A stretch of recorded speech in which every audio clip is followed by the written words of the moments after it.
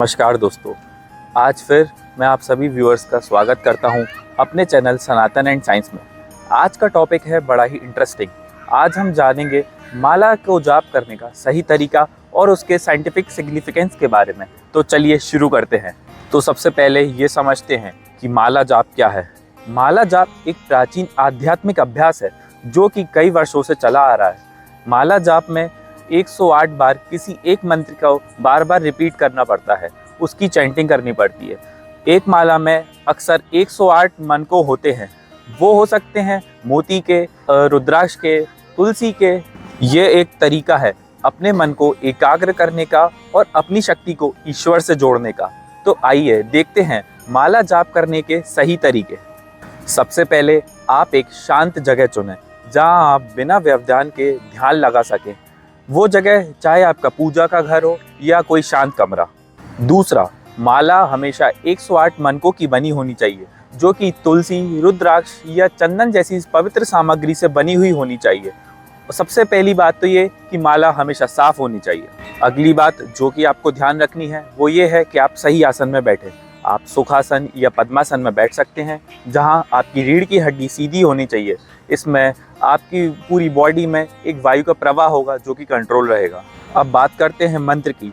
तो सबसे पहले किसी एक मंत्र या जाप का चयन करें, जैसे कि ओम नमः शिवाय, सीताराम सीताराम या हरे कृष्णा। जो भी चुने कोई एक चुने, और इसमें ज़रूरी है कि आपका मन एकाग्र हो और हृदय शुद्ध हो। अब बात करते हैं माला को जाप करने के तरीके के बारे में। सबसे पहले माला अपने दाहिने हाथ में रखें।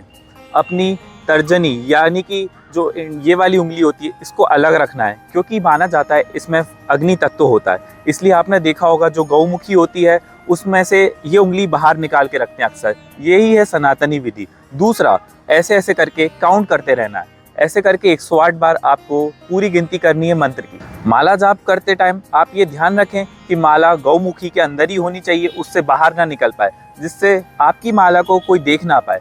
दूसरी बात ये भी है कि इस उंगली को हमेशा अलग रखना है। और तीसरा, सबसे मेन इंपॉर्टेंट पॉइंट जो कि लोग अक्सर याद नहीं रखते, वो ये है कि माला को जब करते करते जब पूरा सर्कल कंप्लीट हो जाता है और सुमेरु पर्वत तक आप पहुंच जाते हैं तो उसको लांघना नहीं होता। आपको वहीं से माला घुमानी होती है, वहां से राउंड आना होता है। सुमेरु पर्वत को कभी नहीं लांघना चाहिए। जिन दोस्तों को नहीं पता है सुमेरु पर्वत क्या होता है, तो जो सेंटर होता है जहाँ से हम माला स्टार्ट करते हैं, जहाँ से फूल निकला होता है, उसको सुमेरु बोलते हैं या सुमेरु पर्वत की संज्ञा दी जाती है उसको। चलिए फटाफट बता देता हूँ आपको माला जाप करने के फिजिकल फायदे। सबसे पहले तो ये ऐसे हार्मोन रिलीज करता है जिससे हमारी बॉडी में स्ट्रेस कम होता है। दूसरा, ये हमारी नींद भी सुधार देता है। तीसरा, हमारी बॉडी में एक रिदम बन जाती है जिससे हमारी बॉडी के रिस्पॉन्स सुधर जाते हैं। अगर आप नए हैं और आप भी माला जाप स्टार्ट करना चाहते हैं तो आपके लिए कुछ बेसिक टिप्स बता देता हूँ। सबसे पहले तो ज़्यादा समय नहीं लीजिए, 5 से 10 मिनट से ही शुरुआत करिए। दूसरा पॉइंट ये ध्यान रखिए कि कोई एक ही मंत्र की माला जाप करिए। बार बार मंत्रों को नहीं बदलना है। एक ही मंत्र से बार बार उच्चारण करने से उसकी रिदम, उसकी कॉस्मिक वेव्स और एनर्जी बनती है। तीसरा, इसको सूर्यास्त और सूर्योदय के समय प्रयास करें, यानी कि जब सूर्य उदय हो रहा और सूर्यास्त हो रहा, उस समय एनर्जी फ्लो बहुत ज़्यादा बढ़ जाता है, तो आपके इसके रिजल्ट्स देखने को मिल सकते हैं। ऐसे ही और वीडियोस देखने के लिए चैनल को सब्सक्राइब करें। वीडियो पसंद आए तो लाइक करें और अपने दोस्तों को भी शेयर करें। धन्यवाद।